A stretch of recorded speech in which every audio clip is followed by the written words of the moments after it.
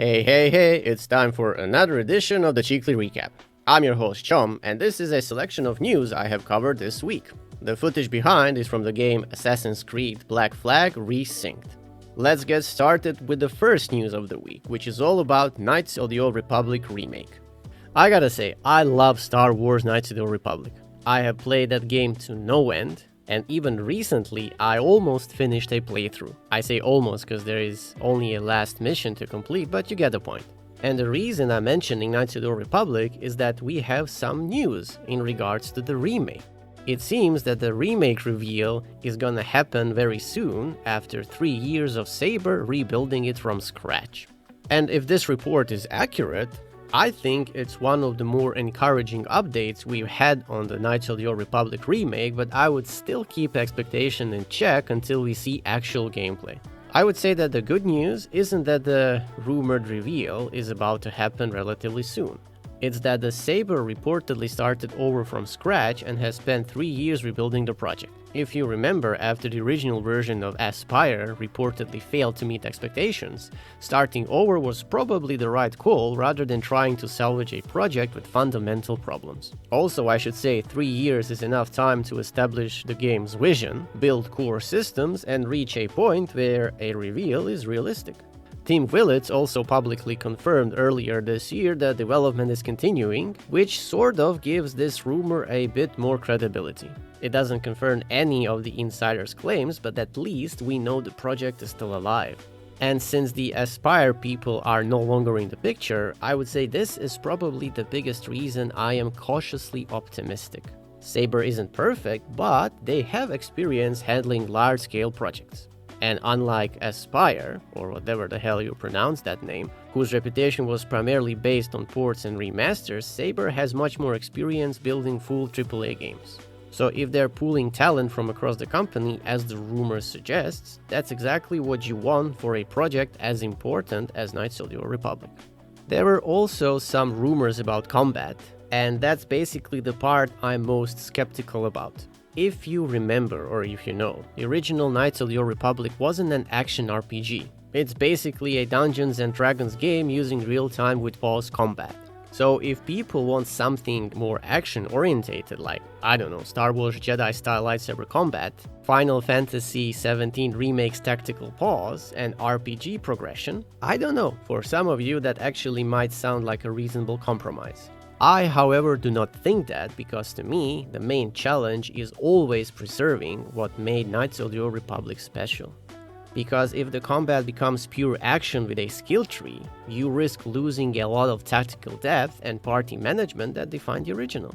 And I could argue that combat is really important, but then you might say people mostly remember Knights of the Old Republic because of its companions, dialogue, player choice, morality system, and one of gaming's most famous plot twists. However, for me, combat is also very important. But still, if Saber nails the atmosphere, the characters, and the role-playing while modernizing the mechanics, they might have a hit. And if they focus too much on cinematic action and simplifying the RPG systems, I don't think that's going to be a game for me. Now, should we expect a 2026 reveal? Maybe, and I would say Game Awards reveal actually feels plausible. 3 years into a rebooted development cycle is usually when studios start showing gameplay, unless you're Bethesda, especially if they're targeting a release a year or two later. That said, the industry has taught us one thing over the past 5 years. Don't trust release windows until publishers announce them themselves. Even if the game is progressing well today, delays happen for reasons that have nothing to do with development quality. In the end, my biggest concern is that Lucasfilm and Embracer don't try to make Knights of the Old Republic into Star Wars Souls. Not every Star Wars game needs to be a copy of Jedi Fallen Order or Survivor. This one should still feel like an RPG first. If the remake preserves deep dialogue choices, meaningful party members, character builds, exploration, player agency, proper lightsaber combat, stuff like that, while modernizing all other aspects, it could become one of the best Star Wars games recently released. However, if it sacrifices those elements just to chase broader appeal, it risks becoming another competent action game instead of the Knights of the Republic we fans have been waiting for. So overall, this rumor sort of moves me from skeptical to cautiously optimistic. The project surviving, being rebuilt by a more experienced developer, and reportedly nearing a reveal are all positive signs, but until I see gameplay running in real time, I wouldn't assume the remake has turned a corner. Speaking of remakes, the next news is all about Bethesda, or rather Fallout 3 and New Vegas. If you haven't heard before, the Fallout 3 and New Vegas remasters are on the way. And that situation is hatching all kinds of articles, including this one, which says that remasters should steal Fallout's 4 most overpowered feature. And the feature that the article is talking about is power armor. And the thing is, the mechanic itself isn't a problem, it's how it was implemented. Fallout's 4 power armor is probably the best representation of power armor Bethesda has ever made. It finally feels like what the lore has always described, a walking tank rather than a fancy suit of combat armor. The animations, the HUD, the heavy footsteps, surviving huge falls, ripping off a minigun from a crashed vertibird. Love it or hate it, it sells the fantasy incredibly well. Now, where Fallout 4 stumbles, in my opinion, is that it gives you that fantasy almost immediately. For those of you who played Fallout 4, when Freedom Call sequence is one of the coolest moments in the game, but it's also a mistake from a progression standpoint. Let me explain why. About an hour into the game, you have obtained one of the most iconic pieces of equipment in Fallout universe, you killed one of the series' most terrifying monster, the Deathclaw, and you learn that fusion cores aren't actually that rare once you know where to find them. And after that, both power armor and Deathclaws lose a lot of their mystique. Now, people who played Fallout 3 and New Vegas will tell you that the power armor in those games was just another armor set with bigger numbers. And yes, that's absolutely true. You throw it in your inventory, swap into it whenever you want, and you forget you're wearing what is essentially a miniature mech suit. But the thing is, even those games with those limitations handled power armor better because it was something you earned late in the game. And what I'm talking about is you basically getting the power armor training perk. Now, what that means is that you had to progress the game a bit in order to get it, in comparison to the Fallout 4, where the game basically handles you the power armor on a silver platter. So just for a moment, imagine if Fallout 4 had done something like this. You occasionally see Brotherhood soldiers wearing power armor early on. Maybe you find abandoned frames, but they're missing key components or a fusion core. Deathclaws still remain terrifying until the mid to late game, and maybe 20 or 30 hours later, after joining a major faction, you finally earn your first complete suit. That moment would have been unforgettable. Or even better, you find this random NPC who is a good mechanic or something along the lines, and then he helps you assemble the suit with the bits and pieces that you're hauling back to your base. That way you don't even have to join the faction, and you still have the opportunity to go through a lengthy process which will eventually give you the best possible thing in the world, which is power armor. Instead, the power armor is treated almost like Skyrim giving you Daedric armor after clearing Bleak Falls Barrow. Also, when you think about it, fusion cores also became less meaningful.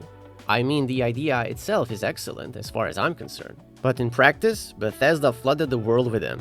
By the middle of the game, I myself had dozens, sometimes even hundreds fusion cores. So the resource management effectively disappeared. Now, if fusion cores have been genuinely scarce, players would constantly be asking themselves stuff like, is this fight worth using my power armor or is it not? And that creates meaningful decision making. Unfortunately, many people simply stayed inside their power armor permanently. And yes, I did the same because that was the optimal situation. And you know what's funny? The TV show actually demonstrated the usage of power armor much better. The series portrays power armor almost exactly how I'd want it to be in the games. You can see that Maximus doesn't instantly become a superhero when he goes into the power armor. He struggles with the controls, the armor is cumbersome, and people react when someone wearing power armor enters the room. And then, when it finally works, it feels terrifying. So that's exactly the feeling Fallout 4 initially created, before it let you wear the suit for the next, 80 hours or so. So essentially what I'm trying to say, if Fallout 3 and New Vegas get remastered, I'd actually love to see Fallout 4 power armor system return, but with a few changes. Number 1. Make power armor much rarer. Number 2. Do not award a full suit in the opening hours. Number 3. Make fusion cores genuinely valuable. Number 4. Increase repair costs so using it feels like a commitment. Number 5. Give enemies reasons to target your armor with, EMP weapons, armor-piercing attacks, that kind of stuff. And number 6. Make entering power armor feel like preparing for a dangerous mission rather than your default state. That way, putting on power armor becomes an event. Every time you climb into the frame, it should feel like the situation is serious, instead of time to walk to the next quest marker. And I think that's the sweet spot. Fallout 4 had the best design for power armor in the series, but Fallout 3 and New Vegas had the better sense of anticipation. A future remasters or even Fallout 5 could combine those strengths. Keep Fallout 4's immersive vehicle-like mechanics, but preserve the rarity and prestige that made power armor feel legendary in the older games. And that combination would make finally stepping into a suit like one of the defining moments of an entire playthrough. The final news of the week is all about Warhorse. It seems that the new Kingdom Come game is going to be called Kingdom Come Salvation. But more importantly, it could have some sort of multiplayer functionality too. And my first reaction is rather straightforward. I am interested, but also cautious. This Kingdom Come Salvation trademark certainly looks legitimate enough to take seriously, but I'd stop short of treating it as a confirmation of exactly what the game is. Here is what I mean. A trademark itself is the strongest evidence that a title like Kingdom Come Salvation is in development. And you can say that this title makes sense as the follow-up to Kingdom Come Deliverance and Kingdom Come Deliverance 2. The logo style matching the existing branding and the filing originating from Czechia definitely strengthens the case that it's connected to Warhorse. That being said, companies trademark names they never end up using, so until Warhorse announces it, it's still technically speculation. Also, I wouldn't read too much into the online functionality, because this is the part I think people are likely overreacting to. If you don't know, trademark filings often contain extremely broad legal language covering things like online services, downloadable content, matchmaking, streaming media, digital publications, and online communities. Publishers simply include these because they want to protect the IP across as many uses as possible. For example, entertainment services for matching users with computer games sounds dramatic, but it could mean something as simple as leaderboards, cloud saves, user accounts, Twitch integration, community events, mod sharing, photo mode uploads, and many more. So essentially, it doesn't automatically mean PvP or co-op. However, multiplayer isn't impossible. If Warhorse did experiment with multiplayer, I don't think it'd be a traditional MMO or PvP game. The obvious possibilities would be something along the lines of maybe two-player co-op exploration, dueling arenas, historical tournaments, and possibly optional co-op side missions. These would definitely fit the grounded medieval world much better than dozens of players running around Bohemia. Also, let's not forget, a full multiplayer campaign would be an enormous technical challenge for a game that's built around NPC schedules, reputation systems, dialogue choices, and simulation. The thing that is interesting to me is that how quickly this could arrive. KCD2 was built on years of work that started long before release. And if Warhorse has already finished the engine improvements, tools, combat refinements, and many of its development pipelines, a new project could come together much faster than the 7-year gap between the first two games. So a release sometimes between April 27 and March 28 sounds entirely plausible if development has been underway for a while. Now, you might think that I'm into this multiplayer shenanigans, but I actually hope Warhorse doesn't chase multiplayer trends. What made Kingdom Come special was that it wasn't trying to be everything. You had immersive first-person RPG, realistic medieval combat, believable world simulation, meaningful quests, and no fantasy monsters or magic. And let me tell you, that's a rare niche, and Warhorse has basically owned it. So if adding multiplayer starts diverting resources from, let's say, AI, quest design, historical authenticity, or world simulation, I think it would be a big mistake. On the other hand, if the online features are just optional extras, like co-op activities, tournaments, or community events, while the core experience remains a deep single-player RPG, I suppose I wouldn't have issues with that. Overall, I would say this rumor is more convincing than most trademark leaks, but I'd be very careful about assuming matchmaking means the next Kingdom Come is suddenly becoming a multiplayer RPG. Legal filings are intentionally broad, and history has shown that they often describe capabilities far beyond what ends up in the final game. If anything, the most exciting takeaway is that Warhorse appears to be moving much faster than expected on its next medieval RPG. And that's basically it when it comes to the news that I covered this week. Thanks very much for watching, and as always, I encourage you to leave comments. I read all of them and I'm very happy to interact there with you guys. Also, if you enjoy this content, consider liking it and subscribing for more discussions like this.